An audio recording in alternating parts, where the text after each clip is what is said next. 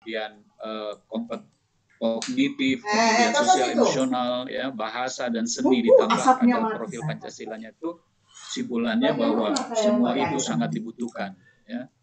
Kemudian permasalahan yang kami gali di era COVID ini ternyata muncul permasalahan terkait proses pembelajaran, muncul permasalahan sarana prasarana, ada juga di situ kerjasama orang tua serta kondisi anak itu sendiri, ya, di mana anak sudah sangat bosan sekian lama nggak ketemu teman dan gurunya, anak sudah berbagai masalah itu ditemukan, ya. Di poin nomor 3-nya itu untuk melihat kompetensi guru, hasilnya itu mereka menyatakan di situ cukup menguasai, ya. Kami gunakan skala Likert itu tidak sangat menguasai, tapi cukup menguasai, artinya masih ada upaya yang harus kita tingkatkan.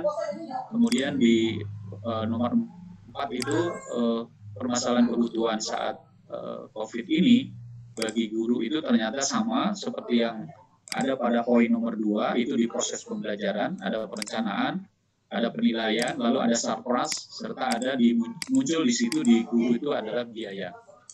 Nah, kemudian kita juga coba melakukan survei ini bagaimana untuk menyongsong era new normal nanti. Nah, ternyata hasilnya pun sama di poin nomor 5 itu ada sekolah, ketersediaan media, kemudian ada proses pembelajaran, gitu ya. Ada solusinya yang kita gali dari sana terkait ada soal kurikulum pembelajaran jarak jauh, kemudian metode pembelajaran, media pembelajaran yang konvensional dan jarak jauh, serta pemahaman terkait teknologi informasi dan dukungan sarana prasarana. Nah, dari situ Bapak Ibu, kebijakan yang diambil oleh GPK, ya, setelah kita dapatkan permasalahan-permasalahan itu, kami melakukan beberapa tahapan. Tahapan pertamanya adalah dengan melakukan kegiatan webinar seri. Tadi saya sudah sampaikan ke Mas Wahyu bahwa baru dibuka di launching kemarin sama Pak Dirjen. Kemudian tadi kami masuk sesi pertama, ya, tentang mengawali belajar di tahun ajaran baru tadi, dan subhanallah peserta yang mendaftar itu tadi yang sesi pertama itu 1.032 orang, sementara kami hanya mampu menampung 320-an, ya, 320, sehingga selebihnya itu mereka ditampung di kanal YouTube yang sudah kami sediakan. Dan yang jam 1 ini tentang transformasi pembelajaran berbasis digital, salah satu narasumbernya adalah Pak Gogot, ya, itu sudah mendaftar tadi sekitar 470 sekian, sama kami hanya mampu menampung 320 dan selebihnya nanti ada di kanal YouTube. Nah, inilah upaya yang kami lakukan Bapak Ibu dalam rangka mengatasi era pandemi ini. Setelah kami lakukan survei kebutuhan, maka di ajang webinar seri yang nanti akan kami lakukan itu sebanyak 76 sesi, ya, 76 sesi Bapak Ibu. Jadi satu hari itu ada 2 sesi, setiap sesi itu ada 2 pembicara, 2 materi yang disampaikan. Jadi selama 1 bulan penuh dimulai dari sejak tanggal 29 kemarin, kami harus menyiapkan sebanyak 79 sesi tadi itu. Gambarannya seperti ini Bapak Ibu, yang hari ini itu tadi luar biasa, itu sudah terlaksana alhamdulillah dengan baik menurut kami karena mendapat respon yang cukup tinggi.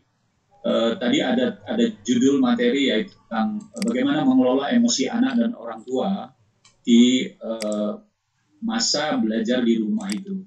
Lalu bicara tadi dari sisi psikologisnya, aspek kognitif dan non kognitif untuk belajar anak, dan yang siang ini adalah transformasi pembelajaran berbasis teknologi,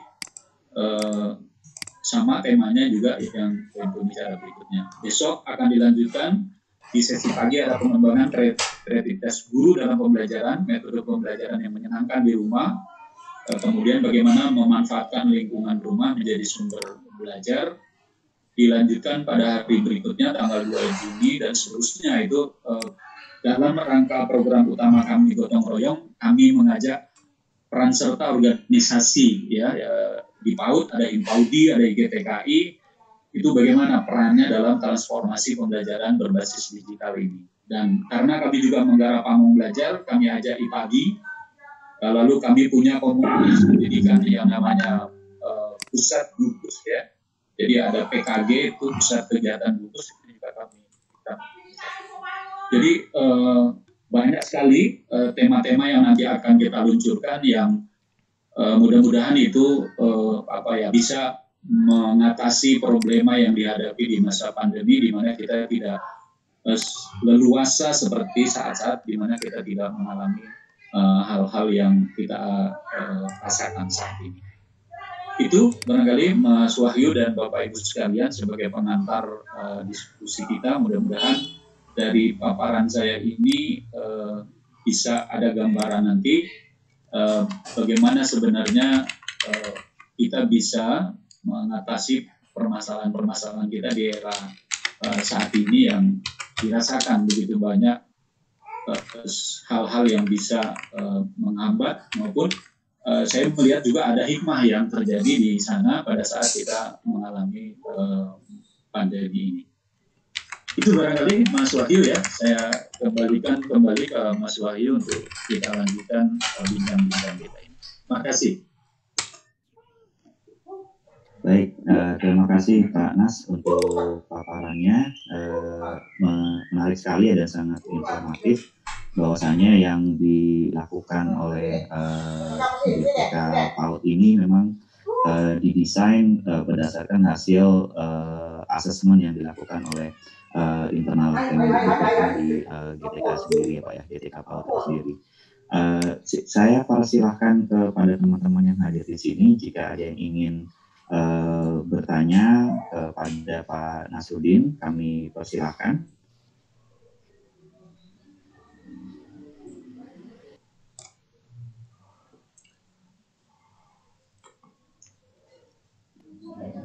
Ada yang ingin bertanya? Ibu Bapak. Selamat siang. Iya, silakan. Saya Sinta dari Asia Foundation. Pak, maaf saya nggak bisa tampilkan displaynya karena nggak pakai kerudung. Maaf. Pak, mau tanya, tadi saya lihat ada peningkatan kegiatan peningkatan kapasitas itu ya Pak di dalam webinar series. Itu kami kan di Asia Foundation mengelola perpustakaan digital cerita anak untuk anak usia dini, cocok untuk anak GTK dan PAUD. Kalau misalkan mau berkontribusi sharing mengenai materi bahan bacaan itu, kira-kira mungkin nggak Pak? Iya. Pak Nas. Iya, makasih Bu Sinta ya. Jadi ada perpustakaan digital untuk PAUD gitu. Ya, untuk GTK, PAUD, dan SD kelas rendah. Jadi kami punya sekitar 600 judul cerita anak, 250 judul berbahasa Indonesia. Kalau misalkan itu bisa dimanfaatkan oleh teman-teman Bapak Ibu guru TK dan PAUD, itu mungkin bisa membantu ya untuk memperbanyak materi bacaan. Iya. Saya kira ini momen yang luar biasa nih Bu Sinta ya, kalau kita mau berkolaborasi karena kan memang ini harus kita lakukan gotong royong nih bersama-sama gitu ya. Saya persilakan dan kalau memang Ibu juga nanti berkenan, saya akan coba nanti dengan tim untuk membicarakan ini. Apakah nanti tidak hanya Ibu dipersilakan nanti mungkin disampaikan supaya itu bisa diakses, mungkin bisa saja nanti ini tapi dengan tanda petik ya saya harus bicarakan dulu karena ini keputusan tidak dengan saya. Mungkin bersedia nggak kalau misalnya nanti Ibu mungkin di satu sesi gitu ya bisa menyampaikan bercerita tentang ini untuk nanti bisa diakses oleh seluruh pemerhati PAUD yang ada di Indonesia gitu Bu Sinta. Boleh Pak, boleh. Kalau misalkan memang diizinkan gitu kami siap untuk sharing mengenai materi. Jadi saya catat dulu nih Bu Sinta, nanti mungkin bisa nanti Ibu memberikan kontak personnya, nanti ini menjadi bahan kami, karena kami memang mohon maaf membutuhkan 76 sesi yang harus kami tampilkan dalam kurun waktu 1 bulan. Ini nggak mudah mencari apa namanya 76, dan itu nggak sembarang kita taruh, tapi yang memang dibutuhkan gitu ya. Nah ini menjadi menjadi bahan ya Bu Sinta, minimal paling tidak kalau mungkin Ibu tidak berkesempatan tampil, saya kira sih untuk disampaikan ini sebagai informasi bahwa ini bisa diakses dan bagaimana nanti cara mengaksesnya, kan itu bisa menjadi poin yang Ibu harapkan kan gitu ya Bu Sinta ya. Supaya nanti fasilitas yang Ibu punya ini bermanfaat gitu ya, bermakna. Dan saya sih punya keyakinan nanti tim ya yang akan saya ajak bicara ini akan mengiyakan memberi kesempatan kepada Ibu untuk menyampaikan sana. Jadi gambaran webinar seri kami ini, Mas Wahyu dan Bapak Ibu, dalam satu hari itu ada 2 sesi pagi dan sesi siang. Setiap sesi itu 2 jam, lalu ada 2 pembicara di sana. Dan pembicaranya itu harus ada akademisi, harus ada praktisinya ya, harus ada penyampaian yang best practice dan sebagainya, dan ada juga dari birokrasi. Jadi semuanya diberi kesempatan untuk menyampaikan hal-hal yang dianggap memang ini diperlukan informasi-informasinya oleh masyarakat terkait dengan bagaimana memberi layanan PAUD ke depan ini yang sebaik-baiknya. Ya, jadi baik, terima kasih Bu Sinta ya. Nanti kita bisa melanjutkan pembicaraan kita tentang ini ya Bu Sinta ya. Baik Pak, nanti saya akan kirim kontaknya. Baik. Ya. Terima kasih Pak Nas. Sama-sama Ibu. Terima kasih Pak Nas atas tanggapannya. Ada kawan-kawan yang lain yang ingin menyampaikan pendapatnya atau bertanya, dipersilakan.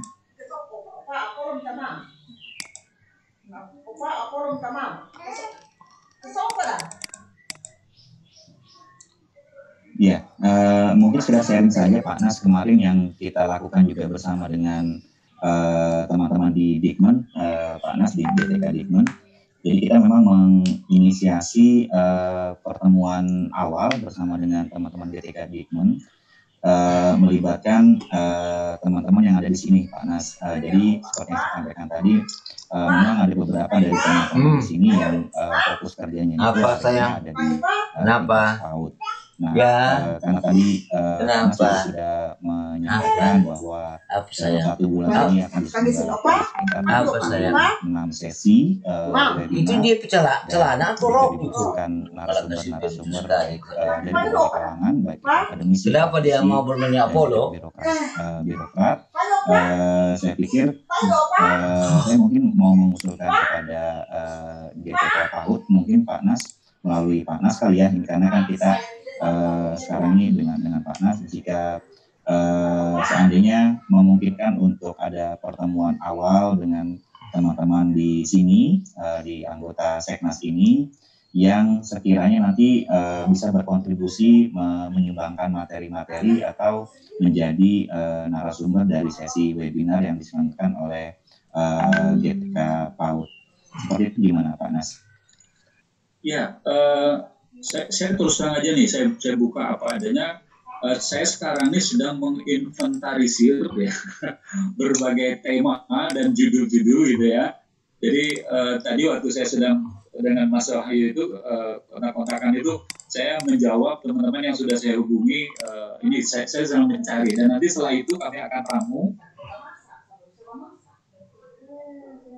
Dokumennya harus kita lihat, kemudian apakah ini memang sesuai dengan hasil survei kita yang dibutuhkan gitu. Jadi nanti silakan saja kalau memang ada pembicaraan setelah ini dari kelompok ada ini, mungkin nanti melalui Mas Wahyu atau siapa bisa disampaikan ke kami, juga akan kami bawa ke dalam forum tim, karena kami ada tim ini di webinar ini, ada tim teknis dan tim IT-nya Pak. Jadi kan ya IT-nya kita belum terlalu terbiasa, jadi harus banyak belajar, makanya paling tidak setengah jam sebelum pelaksanaan harus ada gladi bersih segala macam, itu harus dilakukan gitu ya. Terus kami harus membackup juga, kalau ada moderator harus ada cadangannya jika memang moderator yang bersangkutan mungkin sinyalnya sudah bermasalah, harus ada yang membackup. Jadi saya senang, silakan saja nanti mungkin sekaligus dirumuskan kira-kira tema apa, dan nanti bisa menjadi bahan kami Pak untuk kami coba sampaikan ke tim, dan nanti kita coba rumuskan untuk menjadi bagian dari acara webinar ini. Gitu. Karena pada prinsipnya memang kami menampung semua, yang penting nanti itu relevan nggak dengan yang dibutuhkan. Gitu ya. Itu saja, relevan dengan kepautan, kemudian memang itu dibutuhkan, maka kami sangat bahagia, sangat senang nanti bisa jadi monggo Mas Wahyu nanti ditindaklanjuti lagi setelah Mas Wahyu mungkin berunding dengan tim ini, kira-kira apa yang bisa kita kontribusikan ya melalui media ini, karena terus terang saja memang media ini luar biasa sambutannya dari masyarakat ya. Tadi kami kalau tidak ditutup ya kan, karena kan ini ada kaitannya yang bisa masuk ke dalam Zoom itu diberi sertifikat secara online gitu ya, sertifikat. Nah yang tidak itu melalui tadi channel YouTube yang kita siapkan. Mereka semuanya berkeinginan masuk ke dalam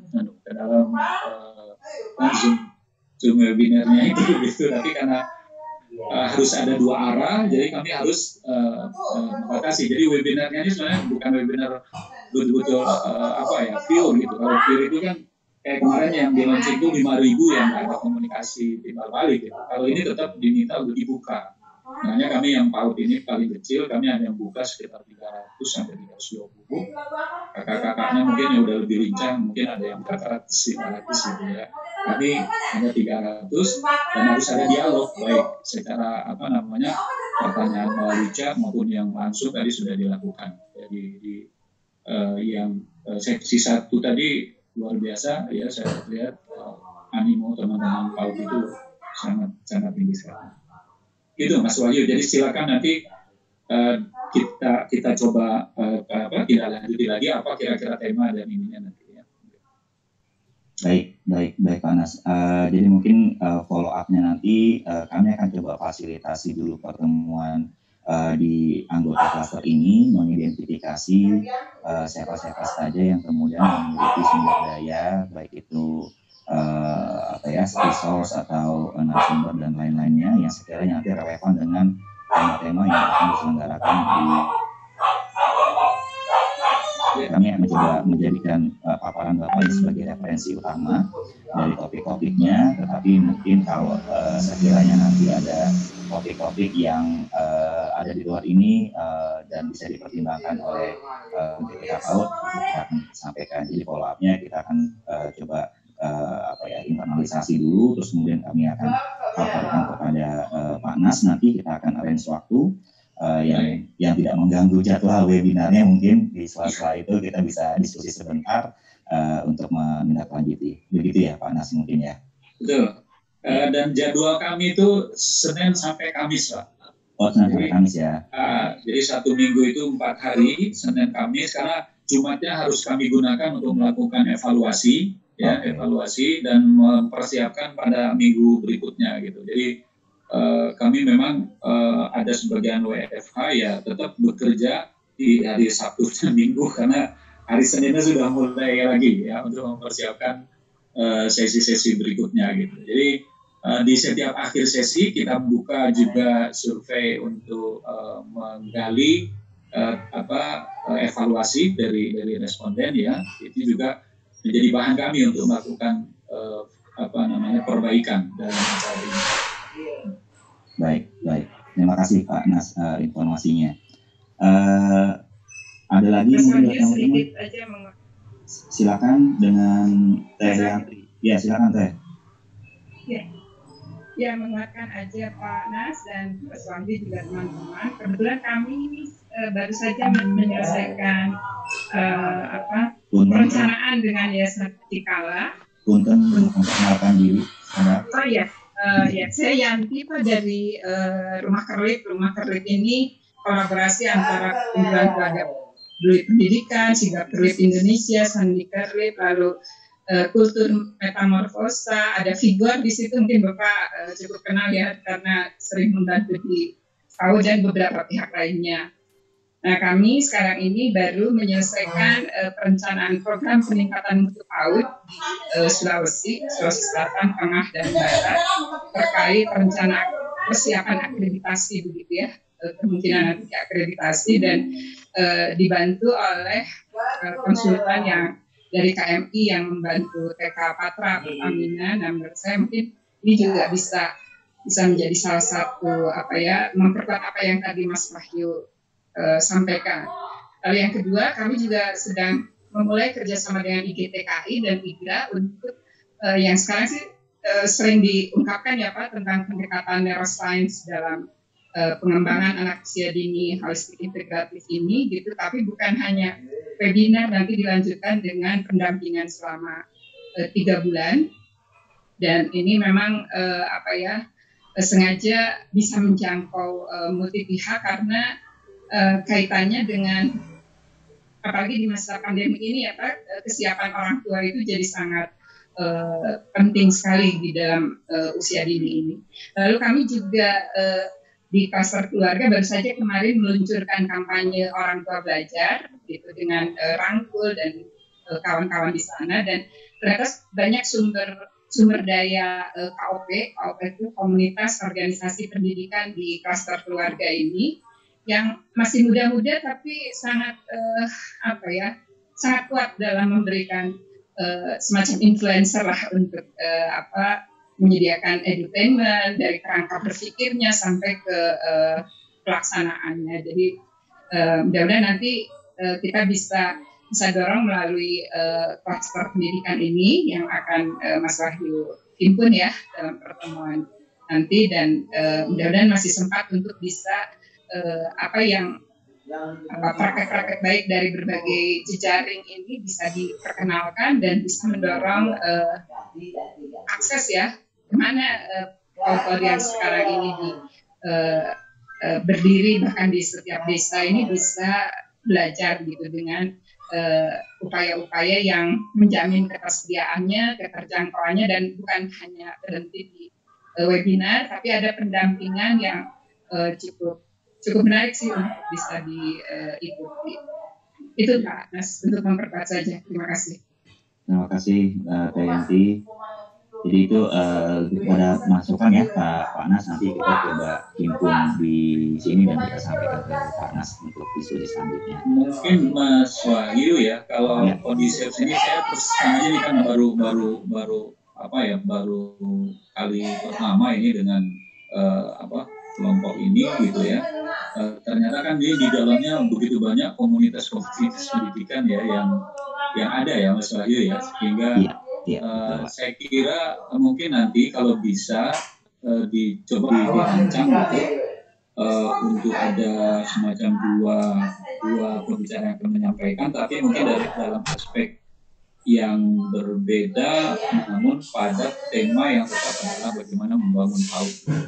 Jadi sehingga nanti bisa dalam satu sesi ya pada saat yang ini kalau memang nanti disepakati juga oleh tim, kita akan kondisikan seperti itu Mas. Seperti sekarang ini kan saya di komunitas itu yang saya persilakan dulu di awal organisasi profesinya yang memang itu sudah sangat dikenal di masyarakat, ada IMPAUDI, ada IGTKI gitu ya. Nah, kalau tadi Bu Yanti menyampaikan ternyata ada juga rumah klinik dan sebagainya yang itu sudah juga berkoordinasi dengan organisasi-organisasi tadi gitu. Dan jadi kita coba munculkan komunitas pendidikan yang organisasinya sebenarnya di lapangan cukup berperan untuk membantu masyarakat ya dan komunitas lain gitu, sehingga akhirnya nanti bisa gitu. Saya kira ini luar biasa, subhanallah, ini satu anugerah bagi saya. Kenapa saya yang diberi disposisi oleh pimpinan gitu, mungkin ada maksud di sini gitu. Sehingga bisa ketemu nanti. Iya, ternyata. Iya. Ketemu juga dengan Pak Nas. Biasanya dengan Pak Hasbi terus, Pak. Iya. Terima kasih. Sekarang nama Pak Nas gitu ya, karena memang sekarang harus sudah sama-sama. Jadi menarik. Jadi apa yang dikatakan Mas Wahyu dengan Bu Yanti ini bisa nyambung. Saya lebih luas lagi memahaminya. Ternyata memang kelompok diskusi ini banyak yang bisa diajak bersama-sama gitu ya. Nanti di Pokjanya itu memang tusinya dari Pokja kemitraan dan pemberdayaan. Jadi ada Pokja kemitraan dan pemberdayaan komunitas pendidikan. Jadi Kalau saya di Pokja pembelajarannya nih yang merancang bagaimana sebenarnya kebutuhannya, bagaimana model-model peningkatan kapasitasnya gitu. Nah nanti ada kemitraan dan pemberdayaan komunitas. Nah kali ini di webinar kenapa enggak kita masukkan saja sudah gitu. Yang nanti di kemitraannya sudah kita mainkan gitu. Karena memang nggak bisa pemerintah itu sendirian berjalan tanpa dibantu oleh semua pemerhati pendidikan yang ada di Indonesia ini. Sedikit sedikit informasi aja pada saat waktu itu kan Pak Sukiman sebagai Direktur Pembinaan Pendidikan Keluarga ya Pak, kami terhimpun di Sahabat Keluarga itu banyak sekali komunitas dan organisasi penggerak di sana. Sekarang istilahnya kan ada organisasi penggerak. Kebetulan Karlit juga masuk di organisasi penggerak. Ini mau visitasi besok kami dari DPK. Terakhir itu Oktober ada 3 komunitas yang mendapatkan anugerah dari Mas Menteri. Karena saya Mas Menterinya dipanggil Presiden, jadi dengan Pak Sukiman aja. Satu kami dari Perkumpulan Keluarga Pendidikan, terus Ibu Septi dari Institut Ibu Profesional, lalu yang ketiga keluarga kita rangkul ini ya Pak. Nah ini saya kira kan malu juga kalau sudah diberi sertifikat sebagai mitra tapi tidak ikut membantu gitu, terutama untuk yang anak usia dini disabilitas. Pak Nas, jika masih bersedia untuk mendengarkan sedikit paparan dari teman-teman kompak di sini yang melakukan survei di salah satu kabupaten di Jawa Tengah, kami persilahkan. Namun jika memang Pak Nas ada aktivitas lain, juga tidak masalah. Kami ucapkan terima kasih atas kehadiran Pak Nas untuk pertemuan kita kali ini. Ya, saya mungkin masih mau mendengarkan sekitar 15 menit nanti Mas. Saya bisa dapat waktu juga di tugas saya nanti di sana ya. Jadi monggo dilanjutkan dari saya seperti itu, dan ini mudah-mudahan perkenalan pertama yang akan membawa banyak kemanfaatan selanjutnya nanti. Dan saya masih perlu banyak masukan nih dari teman-teman, terutama Mas Wahyu mungkin nanti sebagai mediasinya untuk memberikan gambaran yang lebih luas lagi tentang kelompok kerja ini Mas, gitu. Karena ya saya mungkin tertinggal informasi, sebenarnya ini sudah cukup lama kan berada di kementerian kita ini. Jadi monggo Mas, jadi saya mohon izin nanti setelah jam 2 barangkali saya akan berdiri dulu dari kelompok ini ya. Kalau ya saya masih mau mendengar nanti sekitar 15 menit. Ya. Terima kasih Pak Anas sudah mau bersedia untuk di sini dulu. Mohon izin Pak Anas bisa di stop screen-nya, kita akan coba masuk sesi selanjutnya. Baik teman-teman, untuk sesi selanjutnya kita akan coba dengarkan dari teman-teman kompak. Di sini ada Mbak Norman yang ingin berbagi hasil survei yang dilakukan oleh teman-teman kompak. Sebenarnya ini surveinya ada di tiga lokasi, namun yang akan di-sharingkan kepada kita semua untuk satu lokasi dulu. Silakan Mbak Norman sambil menunggu Pak Nas untuk stop screen dulu. Terima kasih. Baik, selamat siang teman-teman semuanya. Terima kasih untuk kesempatan yang diberikan. Assalamualaikum warahmatullahi wabarakatuh. Salam sejahtera untuk kita semua.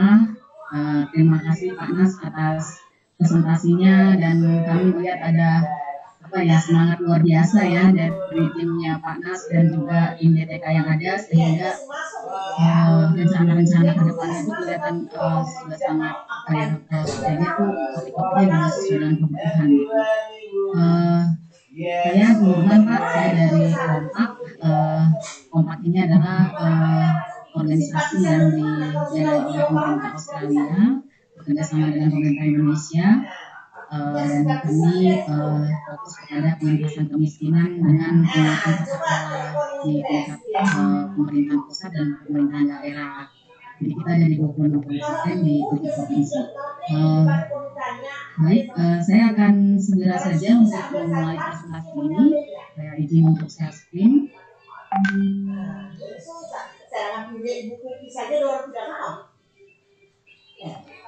Kita pilih juga orang tak koron, kita pilih sudah lewat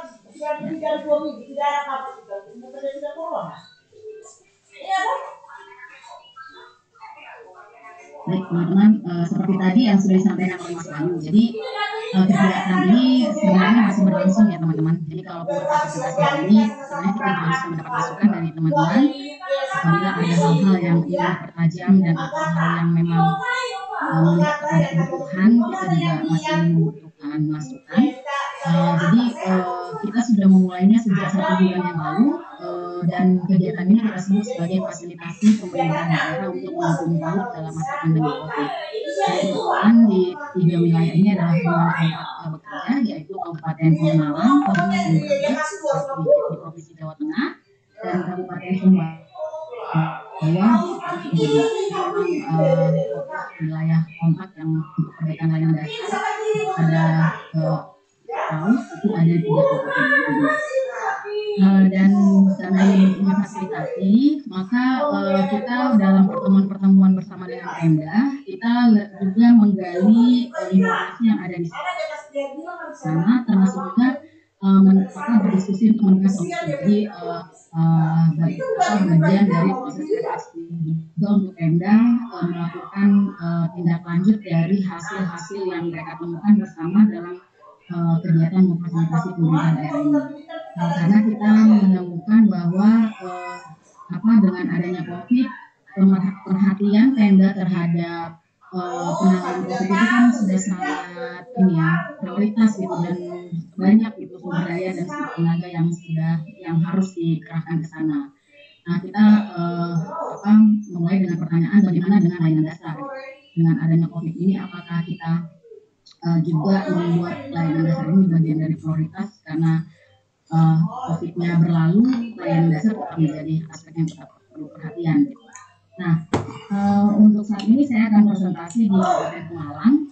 Jadi di Kabupaten Pemalang ini kita sudah melakukan jadi dalam proses memfasilitasi pemerintah daerah itu kita lakukan 3 rangkaian kegiatan. Jadi ada melakukan survei untuk mengetahui kondisi dan situasi PAUD dalam masa pandemi seperti apa yang paling update gitu. Terus yang kedua, kita memfasilitasi Pemda dalam melakukan diskusi diskusi langsung ya melalui virtual untuk mereka bisa mendiskusikan hal-hal temuan-temuan dari hasil survei ini. Dan yang ketiga, kita melakukan lokakarya kepada satuan PAUD untuk mengetahui detail seperti apa kondisi PAUD dalam aspek perencanaan dan penganggaran untuk terkait dengan biaya operasional mereka dalam masa pandemi COVID. Oke, saya mulai saja. Ini 3 orang yang memfasilitasi kegiatan ini. Saya perkenalkan, ada tim anak kompak. Ini ada Dr. Tina Andriani dan Dr. Yuda sebagai tim dari Dr. Tina, dan saya sendiri yang memfasilitasi proses di lapangan. Berikut ada outline dari presentasi saya. Jadi saya akan mencoba menceritakan tujuan, metodologi dan responden yang ikut dalam survei tersebut, terus karakteristik respondennya, dampak pembelajaran, dampak pengelolaan, dan bagaimana situasi menuju kelaziman baru atau new normal. Tujuan atau metodologi, jadi kalau Bapak Ibu lihat di dalam slide ini, seperti yang saya jelaskan di awal, bahwa kita melakukan kegiatan ini untuk memberi gambaran kepada pemerintah daerah, juga berharap nanti juga bisa kepada pemerintah nasional bagaimana dampak pandemi COVID terhadap pembelajaran dan terhadap tata kelola PAUD di tingkat satuan pendidikan.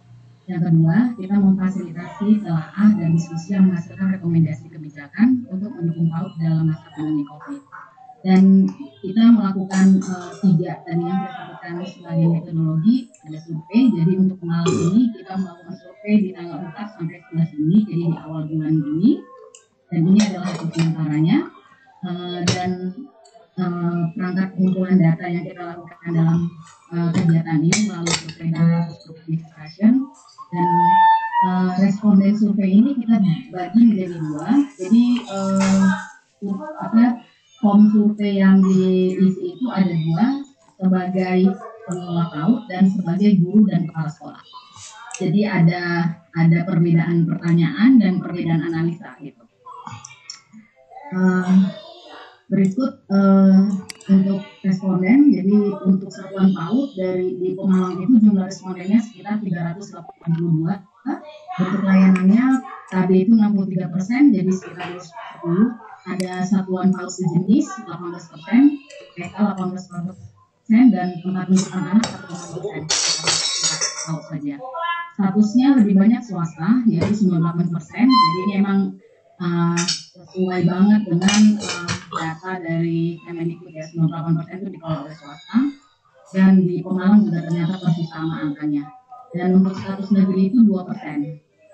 Satuan PAUD untuk yang kepemilikannya oleh yayasan itu ada 44%, pemerintah desa 44%, dan pribadi 9%. Dan ini juga menjadi situasi yang yang katakanlah dilematis untuk pemerintah desa atau pemerintah kabupaten dalam memberikan support atau dukungan status pendidikan ini. Dan yang selanjutnya untuk responden yang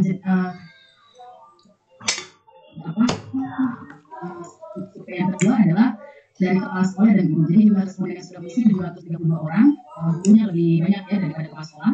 Terus dari yang sudah terdaftar Dapodik atau EMIS itu 95%, jadi mayoritas mereka sudah terdaftar di Dapodik. Pendidikan terakhirnya 43% S1 ya, jadi cukup tinggi di Pemalang ini pendidikan terakhir untuk S1. Sementara kalau secara nasional kan kita tahu mungkin sekitar 48%, Kenapa? 68% saya lupa, tapi itu SMA ke bawah gitu, latar belakang pendidikan sebagai tenaga pendidik PAUD. Status kepegawaian PNS 7% dan non PNS 93%. PNS ini biasanya dari satuan PAUD yang berbentuk TK. Lama bekerjanya itu mayoritas tuh ternyata di atas 10 tahun, jadi yang sudah pengalamannya itu sudah cukup lama gitu yang kalau dari data yang sampai saat ini sih sebenarnya sudah ada 1.800 orang guru kepala sekolah dan guru untuk 3 kabupaten, dan untuk dari satuan PAUD sekitar 994 PAUD. Hanya saja memang secara presentasi ini kita hanya secara formal saja. Baik, saya lanjut. Berikut tentang kepemilikan internet. Jadi kita melihat bahwa paling banyak guru PAUD atau kepala sekolah mereka aksesnya itu dengan paket data. Jadi basisnya HP. Dan jaringan pendidikan nasional jaringannya kalau nggak salah ini Kemendikbud ya yang diluncurkan oleh pendidikan kalau nggak salah. Jadi kita melihat paket data adalah yang paling tinggi. Dampak terhadap pembelajaran,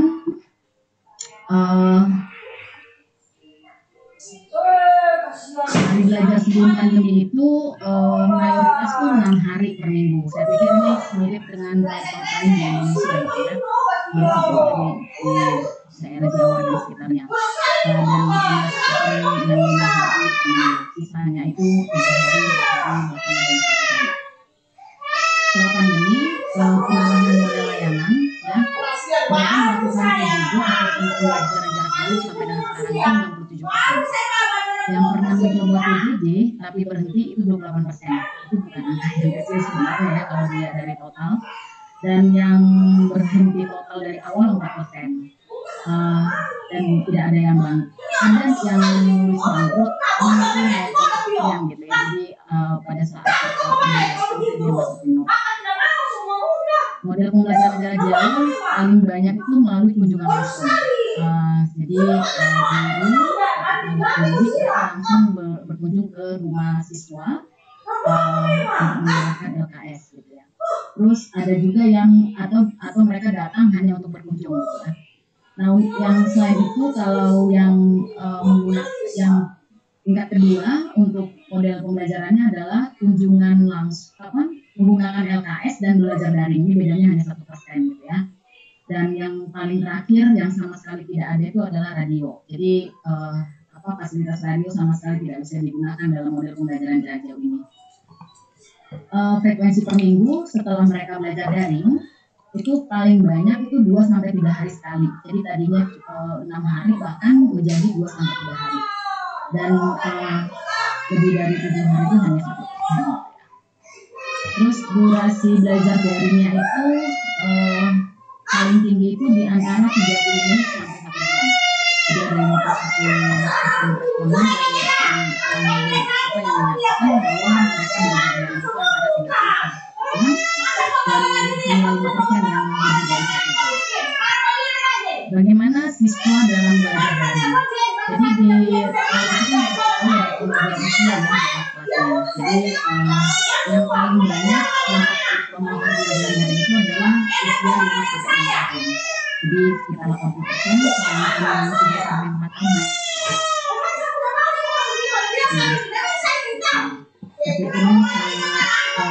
sangat model belajar anak di usia bawah, kemudian mereka perlu interaksi emosi sosial yang secara langsung dibandingkan dengan peralatan mereka di usia.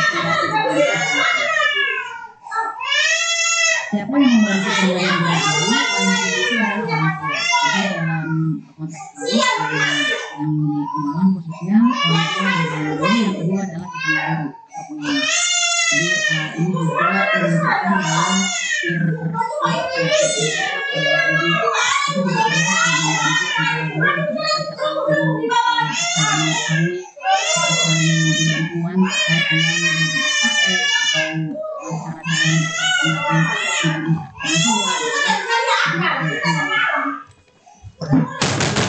pembelajaran daring itu paling banyak adalah karena jaringan yang tidak stabil. Terus yang kedua, khusus untuk anak kelas itu karena perhatian siswa. Dan yang ketiga baru jaringan. Ini juga menarik karena jaringan tidak stabil mungkin ini di semua tempat, bukan hanya di Jawa, kan di Papua gitu ya, di Jawa seperti ini. Artinya ini yang perlu ditindaklanjuti menurut saya gitu ya dalam hal ini. Mungkin sudah ada beberapa baik di daerah. Yang menjadi menarik juga adalah perhatian siswa. Mungkin selama ini kita bukan selama ini, mungkin dalam proses kita menemukan kendala-kendala belajar daring, kita menemukan banyak tuh di tempat gitu ya, gurunya tidak kompeten atau gurunya baik atau yang lainnya punya kesibukan yang lain gitu. Ternyata untuk kelompok PAUD perhatian siswa itu yang paling tinggi kedua. Artinya tadi bahwa agak berbeda memang treatment untuk mengelola anak-anak PAUD. Konteks yang tadi saya sampaikan bahwa mereka butuh interaksi fisik yang bisa langsung gurunya dan melalui media seperti laptop atau HP mungkin bertahan 5 menit itu udah hebat banget. 55% mengatakan tidak ada jaringan kuota atau sinyal dan 47% mengatakan tidak ada Android dan 42% kesulitan membagi waktu antara PAUD dan pandemi.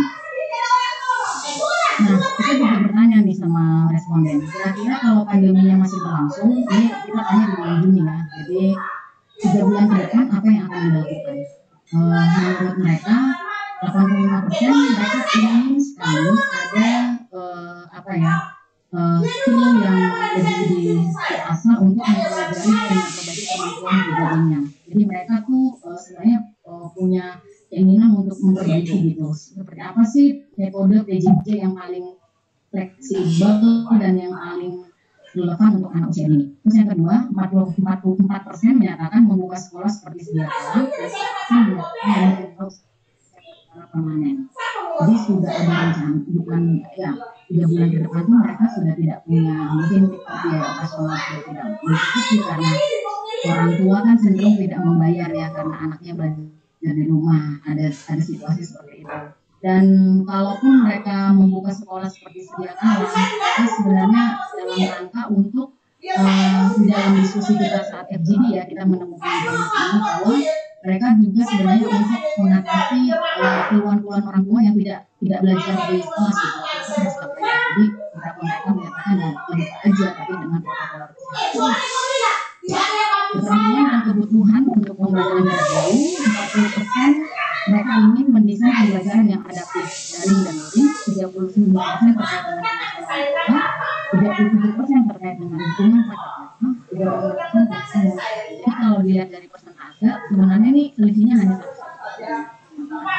artinya keempat hal ini sebenarnya keterampilan dan kebutuhan yang perlu sangat dibantu terhadap PAUD gitu. Karena kalau ini misalnya bisa teratasi, maka mungkin SKB 4 Menteri yang mengatakan bahwa PAUD kemungkinan paling cepat 5 bulan lagi, maka untuk memastikan bahwa PJJ ini bisa tetap eksis gitu ya di lembaga PAUD, maka hal ini menurut saya menjadi dampak pada pengelolaan PAUD. Jadi dari aspek pendanaan atau pendapatan dari SPP atau iuran sukarela tidak melakukan. Yang kedua, tidak ada yang membayar, bahkan itu tinggi ya, kedua tertinggi 31%, tidak ada sama sekali yang membayar lagi. 25% hanya sebagian membayar utuh dan seperti biasa hanya 6%. Pendapatan tenaga pendidik selama pandemi menerima utuh 79%, sedangkan tidak dibayarkan 14%. Dipotong 51% ada 5% dan artinya kalau kita lihat misalnya 14% ini dari 1.000 yang mengikuti, jadi sekitar 150 orang tuh dari tenaga pendidik atau itu sangat sedikit. Berapa lama PAUD bisa bertahan? Ini juga pertanyaan yang kita sengaja tanyakan agar kita mengetahui sebenarnya survival di PAUD ini seperti apa. Jadi dari pertanyaan kepada sekitar 1.000 responden paling tinggi itu adalah di 25%, jadi 3-5 bulan. Jadi mereka mengatakan, di angka 20% mengatakan hanya bisa 3-5 bulan lagi. Sedangkan 20% menyatakan 2-3 bulan lagi. Dan yang angka yang cukup tinggi juga, 15% 1-2 bulan lagi. Jadi bisa kita bayangkan kalau misalnya kondisi ini seperti ini dengan keterbatasan infrastruktur yang tidak memadai, maka akan ada banyak yang lembaga PAUD yang akan tutup dalam 1-2 bulan atau 3-5 bulan ke depan. Pengeluaran rumah tangga tenaga pendidik, ya ini sebenarnya untuk mengetahui sejauh apa mereka bisa memanage terkait dengan pendapatan mereka dibandingkan dengan kebutuhan rumah tangga mereka. Karena kita tahu sendiri tenaga pendidik PAUD ini mayoritas perempuan. Dan mereka juga sebagai tulang punggung keluarga dengan pendapatan yang sangat minim, antara 50.000 sampai 500.000 per bulan. Jadi kita bisa bayangkan seperti apa mereka harus survive. Jadi 1,2 juta yang paling tinggi. Jadi ini antara pengeluaran yang mereka keluarkan selama 1 bulan ini ya perhitungannya. Dampak COVID pada pendapatan rumah tangga, jadi 56%. Pandemi COVID itu mengurangi rata-rata sampai dengan 56%. Jadi bayangkan setengah dari kebutuhan itu harus dikurangi karena pandemi COVID. Bagaimana keluarga tendik PAUD memenuhi kebutuhan? Mereka biasanya untuk menutupi kebutuhan itu mereka punya pekerjaan sampingan, gitu ya, atau mereka berhutang. Jadi ini 2 hal ya, atau ada juga yang punya tabungan, jadi dia bisa mengelolanya. Tapi yang paling banyak itu adalah yang 2 ini. Terus ketentuan perubahan BOP, kita juga karena memang di satuan PAUD yang kita akan kelola, yang kita akan lihat adalah tata kelola satuan PAUD untuk biaya operasionalnya, maka kita juga mempertanyakan kira-kira seperti apa pemahaman mereka tentang penyesuaian dana BOP PAUD yang sudah dikeluarkan melalui Permendikbud nomor 20 tahun 2020, yaitu bahwa ada relaksasi untuk bayar honor dan juga untuk pengadaan kebutuhan untuk kesehatan gitu ya, untuk protokol kesehatan. Nah, mereka mengatakan 96% itu mengetahui mengenai perubahan ketentuan BOP dan 97% mereka sudah memanfaatkan perubahan. Jadi ini sangat bagus ya kalau dilihat dari bagaimana Pemdanya mensosialisasikan informasi tersebut atau satuan PAUD-nya dia aware atau sadar dengan perubahan-perubahan kebijakan yang ada di wilayahnya. Dan selanjutnya pemanfaatan relaksasi dana BOP paling banyak itu untuk insentif guru atau honor, dan yang kedua untuk masker. Jadi persis seperti himbauan dari Pak Menteri ya. Jadi diharapkan BOP itu direlaksasi untuk menggunakan kedua ini. tetapi untuk usaha dan LKS juga dikeluarkan. Nah, apa yang menjadi kendala untuk pemanfaatan relaksasi BOP itu? Yang pertama itu adalah nilai BOP-nya tidak signifikan. Jadi ternyata dari PAUD yang dia mengusulkan sekian siswa, ternyata pada saat pencairan itu lebih kecil dari yang diusulkan. Itu yang menjadi masalah. Terus yang kedua, waktu pencairannya yang tidak tepat. Mereka sudah terkendala sampai 3 bulan ini ya. Dan dari Pemalang saat kita diskusi dengan Pemdanya, mereka menyatakan memang baru dicairkan itu hanya untuk 4 kecamatan per bulan ini. Dan itu masih berproses. Terus multitafsir kebijakan juga ternyata ada, dan yang terakhir adalah nah, terkait dengan new normal, kita juga bertanya kira-kira seperti apa yakinnya gitu ya dengan kondisi new normal ini. Nah, 68% menyampaikan penularan itu bisa di sekolah, terus penularan di masyarakat itu sekitar 63%, dan keyakinan pengetahuan yang dimiliki atau penularan dan pencegahan itu 64%. Jadi sebenarnya mereka kalau dibilang masih tidak terlalu yakin gitu ya untuk masuk ke kembali ke sekolah. Nah, kapan sekolah kembali normal? Paling tinggi itu adalah 2-3 bulan ke depan, dan selanjutnya adalah 1 bulan ke depan. Ya, kita juga melakukan seperti kira-kira menurut teman-teman pas sekolah dan guru apa syarat kelaziman baru. Kita coba membuat analisa menggunakan workshop.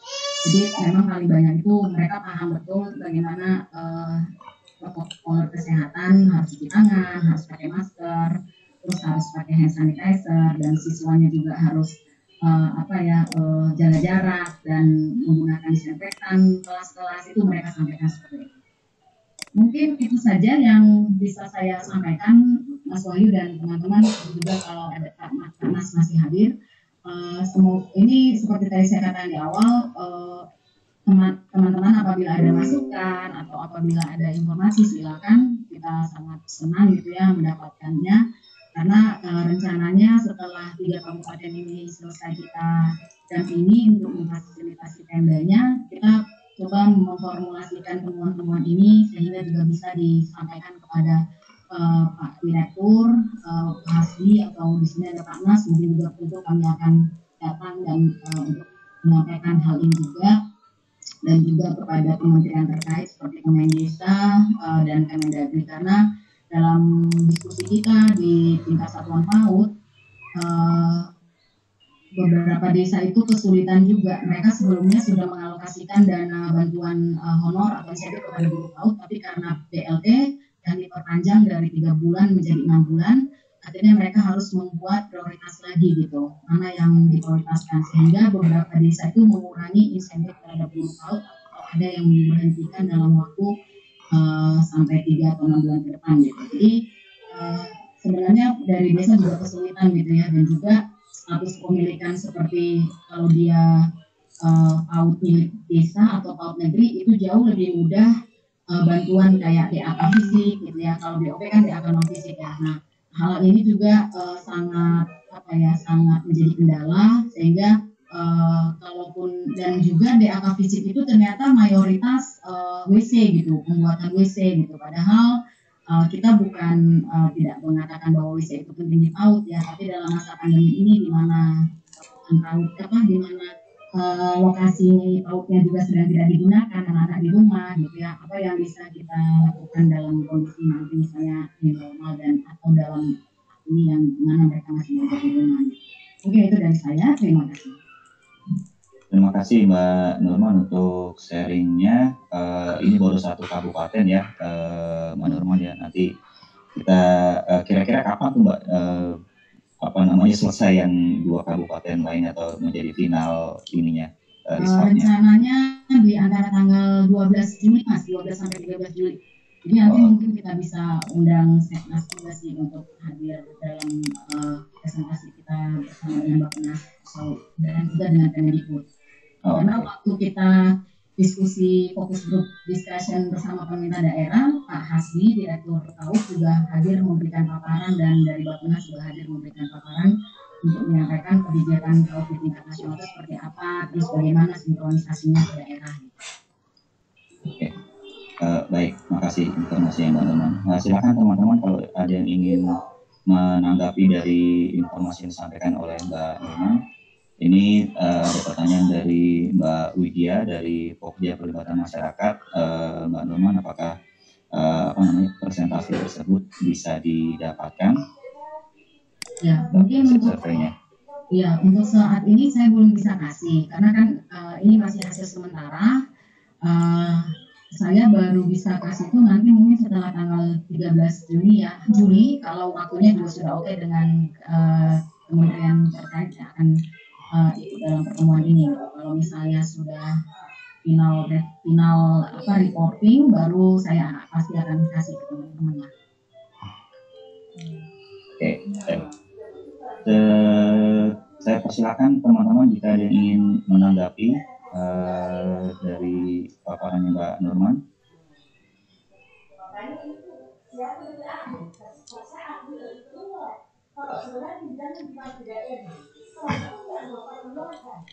Tidak ada?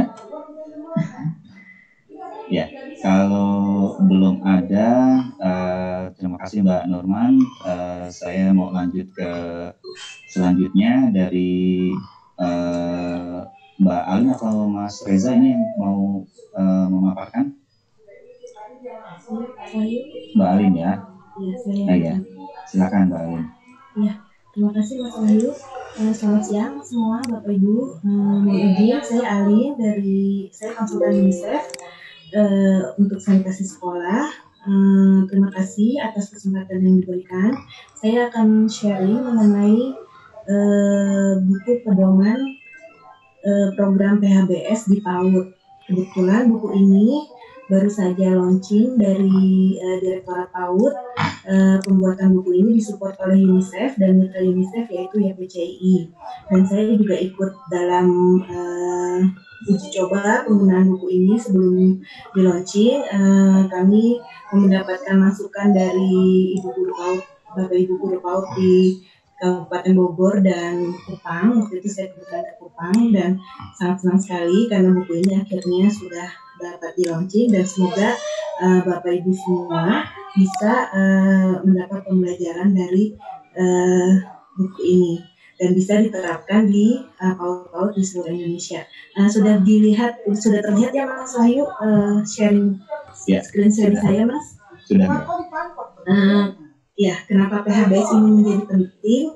Karena sebagai bagian dari upaya pencegahan penyebaran COVID di lingkungan satuan pendidikan, Kemendikbud sudah mengeluarkan surat edaran nomor 3 tahun 2020 yang menghimbau kepada Pemda supaya bisa menginstruksikan satuan pendidikan termasuk PAUD supaya bisa menyediakan fasilitas utamanya sarana cuci tangan pakai sabun dan membiasakan peserta didik untuk cuci tangan pakai sabun dan PHBS. Ada 2 buku yang baru saja diterbitkan oleh Direktorat PAUD Kemendikbud. Ini buku yang pertama adalah buku NSPK, yaitu norma standar pedoman dan kriteria terkait program PHBS di PAUD. Dan buku kedua adalah buku 1 program PHBS di layanan PAUD. Kedua buku ini sudah ada di laman Anggun PAUD dan juga laman Dikdasmen Kemendikbud. Yang akan lebih banyak saya bahas untuk buku ini adalah buku pertama yaitu buku pedoman program PHBS PAUD. Sedangkan buku 1 ini merupakan buku 1 untuk pengajar. Jadi ini lebih diaplikasikan. Jadi bahan-bahan apa saja yang bisa diajarkan kepada anak-anak. Nah, untuk buku pedoman program PHBS PAUD ini terdiri dari 4 bab, yaitu pendahuluan, di mana di sana ada data-data terkait sanitasi sekolah dan 3 komponen sanitasi sekolah. Dan bab kedua terdiri dari sarana prasarana sanitasi yang sebaiknya ada di layanan PAUD, yaitu bisa ada Satgas Jamban, sarana CTPS, Satgas air untuk minum dan kebersihan, Satgas pengolahan sampah, serta lingkungan bermain yang sehat dan aman. Sedangkan untuk bab 3 akan dibahas mengenai pembiasaan PHBS. Pembiasaan PHBS yang diharapkan bisa diterapkan terhadap peserta didik PAUD yaitu pembiasaan BAB, BAK di Jamban, pembiasaan CPPS, pembiasaan minum air dan makan makanan yang sehat, serta pembiasaan buang sampah di tempatnya. Dan bab keempat yang juga penting adalah manajemen program PHBS PAUD. Di sana prinsip dasar PAUD pengembangan program sanitasi PHBS di PAUD dibahas dan juga pemanfaatan sumber daya lokal dalam pemenuhan sarpras ramah anak serta peran dan tanggung jawab stakeholder dalam PHBS di PAUD. Dan untuk datanya sendiri, sebenarnya data sanitasi di PAUD ini sudah ada di Dapodik. Jadi setiap PAUD harus mengisi Dapodik dan di sana sudah ada informasi data mengenai akses dasar air, di mana PAUD yang memiliki sumber air layak dan lingkungan PAUD yang cukup, serta ada akses dasar sanitasi, toilet yang layak dan terpisah dan kondisi baik. Ada berapa PAUD yang sudah memiliki ini dan berapa PAUD yang bisa punya akses dasar hygiene, yakni PAUD yang memiliki sarana cuci tangan lengkap dengan sabun dan air mengalir. Mengapa data-data ini penting? Karena seperti arahan Pak Menteri kemarin waktu SKB 4 Menteri mengenai pembelajaran tahun ajaran 2020 dan 2021, rencana pembukaan sekolah di zona hijau itu perlu ada beberapa syarat. Salah satu syaratnya adalah mengenai kondisi sanitasi dan akses hygiene ini. Dan kita bisa lihat bersama-sama untuk saat ini akses hygiene di PAUD itu baru ada sekitar 1 dari 2 PAUD itu ternyata tidak punya akses air dasar. Jadi baru ada sekitar di sini ada untuk PAUD formalnya baru ada 45% yang punya akses air dasar tadi. Akses air dasar terdiri dari akses air yang layak, yaitu seperti PDAM, sumur bor, pompa, atau mata air terlindungi. Sedangkan untuk Jambannya hanya ada 1 dari 3 PAUD yang punya sarana sanitasi yang layak. Di sini bisa dilihat yang hijau ini itu adalah akses dasarnya, yang dimana sarana sanitasinya itu layak, kondisinya layak, terpisah dan baik. Dan sedangkan untuk sarana cuci tangan hanya setengahnya, jadi hampir separuh PAUD tidak punya sarana cuci tangan. Jadi baru 54% PAUD yang punya sarana cuci tangan lengkap dengan sabun dan air mengalir. Untuk itu perlu ada dorongan bersama atau usaha bersama supaya kalau nanti anak-anak kita kembali ke sekolah, sarana di PAUD-nya sudah siap untuk mereka bisa cuci tangan dan buang air besar di Jamban. Selanjutnya 3 komponen sanitasi di PAUD. Ini pengembangan sanitasi di PAUD ini mengacu kepada konsep pengembangan sanitasi sekolah, di mana di setiap sekolahnya itu untuk pengembangan sanitasinya harus tersedia yang pertama sarananya, yang kedua PHBS-nya, dan yang ketiga manajemennya. Jadi dalam buku ini merujuk kepada 3 komponen sanitasi sekolah ini. Maka bab kedua itu terkait dengan sarana, bab ketiga terkait dengan PHBS, dan bab 4 terkait manajemen sanitasi. Dan untuk sarananya sendiri yang diharapkan bisa ada di PAUD seperti yang tadi diceritakan, itu bisa sebaiknya di PAUD itu ada Jamban, ada CTPS, sarana CTPS, cuci tangan pakai sabun, ada air dari sumber air yang layak, ada pengolahan sampahnya, dan ada lingkungan bermain yang aman. Untuk selanjutnya yang paling penting adalah PHBS-nya. Nah, PHBS ini bisa disampaikan juga dengan cara-cara menyenangkan bahwa anak-anak itu kalau mereka ada yang buang air besar sembarangan dan kotorannya itu disentuh oleh tangan, maka dia bisa dengan tidak sengaja memakan kotoran itu dan jatuh sakit. Dan untuk memutus alur penularan penyakit ini, maka PHBS yang bisa disarankan kepada anak-anak adalah mereka harus buang air besar di Jamban, dan mereka juga harus terbiasa cuci tangan pakai sabun supaya tidak sakit.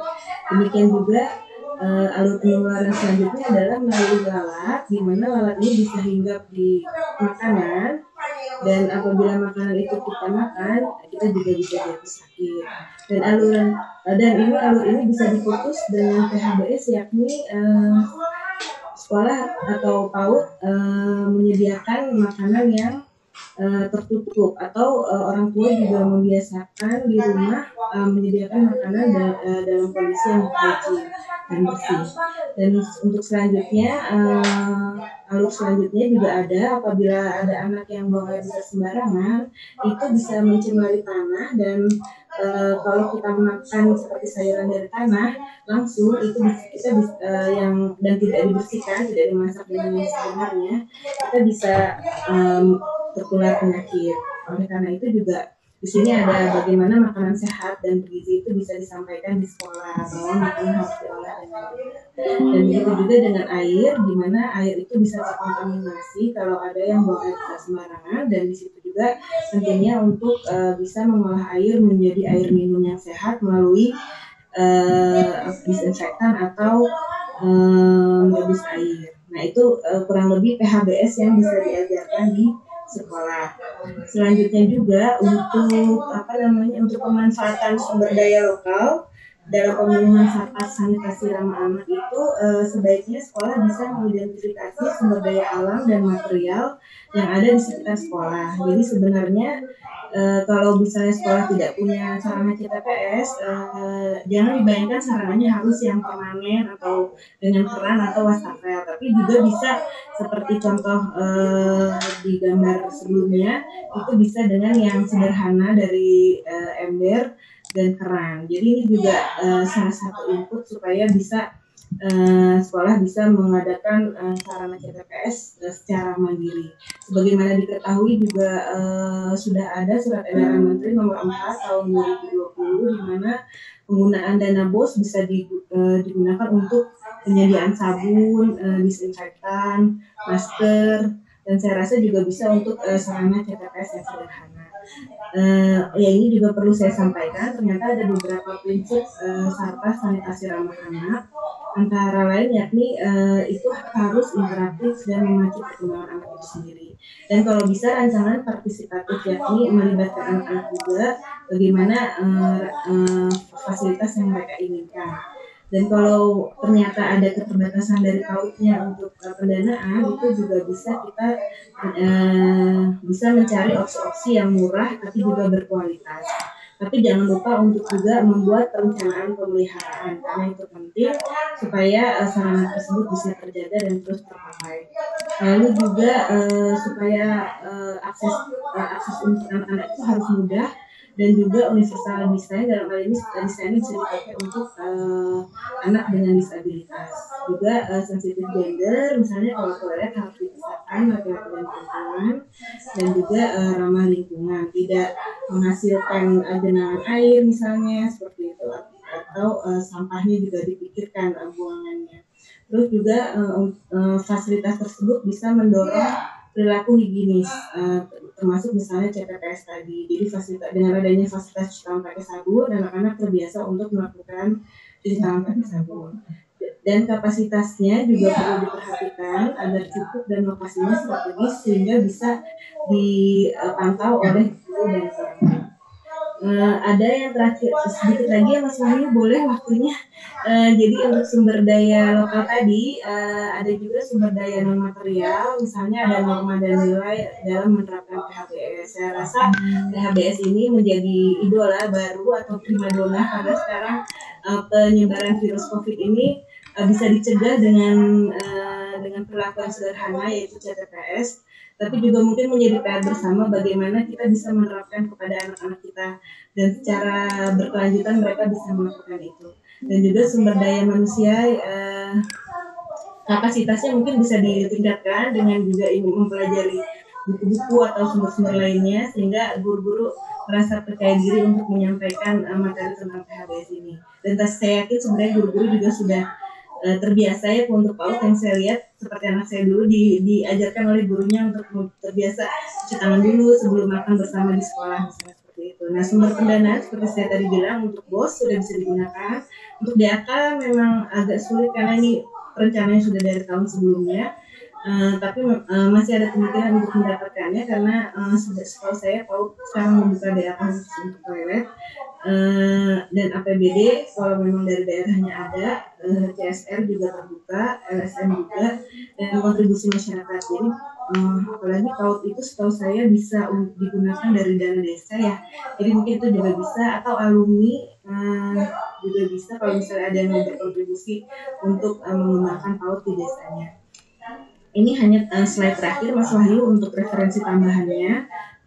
Dari kami dari UNICEF sudah mendukung dari Dikdasmen sejak tahun 2017 sudah ada profil sanitasi sekolah. Saat itu Dikdasmen belum bergabung dengan PAUD, jadi data-data yang ada baru dari Dikdasmen, yaitu jenjang SD, SMP, SMA, SMK dan SLB.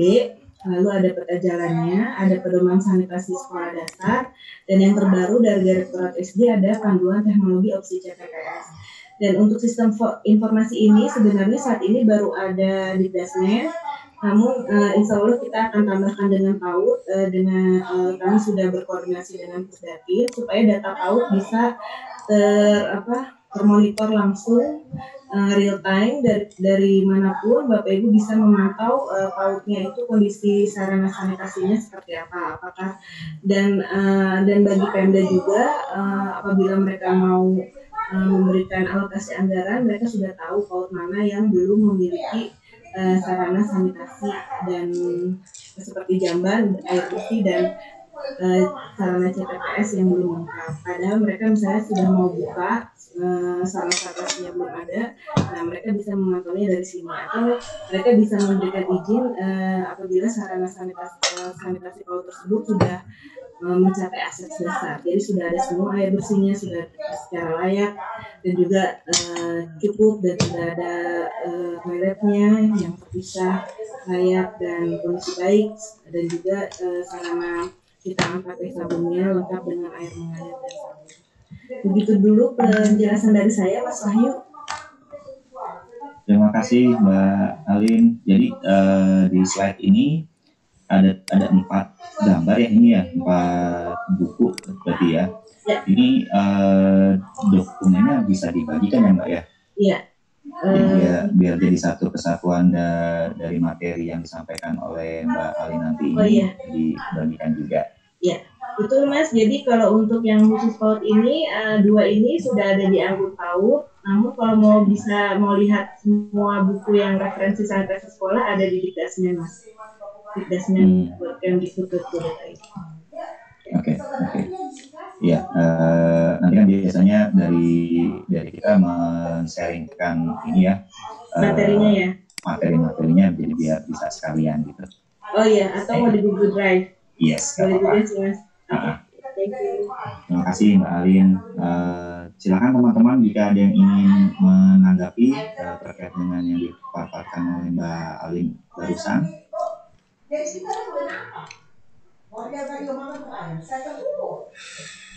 Belum ada.